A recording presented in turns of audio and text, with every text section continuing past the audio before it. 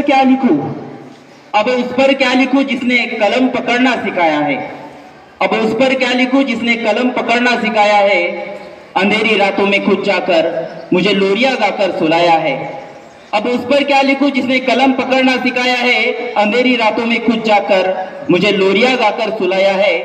ये दुनिया लाख ऐप ढूंढ ले मुझ में, ये दुनिया लाख ऐप ढूंढ ले मुझ में, पर उसने मुझे तारों से सजाया है। अब उस पर क्या लिखूं जिसने कलम पकड़ना सिखाया है। अंधेरी रातों में खुद जाकर मुझे लोरिया गाकर सुलाया है।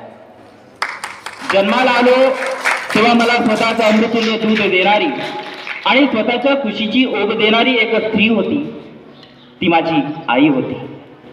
मी मोठा होऊ लागलो, चालता चालता पाहायला लागलो, हसता हसता रांगायला लागलो. रांगताना मला सावरणारी आणि रडताना मला हसवणारी एक स्त्री होती, ती माझी बहीण होती. मी मोठा होऊ लागलो, शिक्षणाची गरज निर्माण होऊ लागली. मी मोठा होऊ लागलो, शिक्षणाची गरज निर्माण होऊ लागली. जगण्यासाठी मला समृद्ध करणारी एक स्त्री होती, ती माझी शिक्षिका होती. मी प्रौढ झालो आणि लग्नाच्या बोहल्यावर चढलो. मी प्रौढ झालो, लग्नाच्या बोहल्यावर चढलो. माझ्या आयुष्यात एक स्त्री आली. तिने माझ्या सुखात आणि दुःखातही साथ दिला. तिच्या खांद्यावरती रडून मी तिच्या कांद्यावर डोकं ठेवून मी निवांत रडलो. माझ्या अपयशातही तिनं मला सांभाळलं, सावरलं.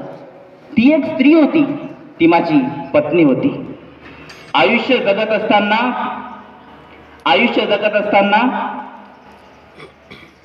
मी म्हातारा झालो, मी थकून गेलो. आयुष्य जगत असताना मी म्हातारा झालो, थकून झालो, अवयव गलित गात्र झाले आणि माझ्या या थकलेल्या देहातून माझे प्राण निघून गेले. आणि जिने मला आपल्या कुशीत सामावून घेतलं, ती सुद्धा एक स्त्रीच होती. ती माझी मातृभूमी होती, ती माझी मातृभूमी होती. धन्यवाद.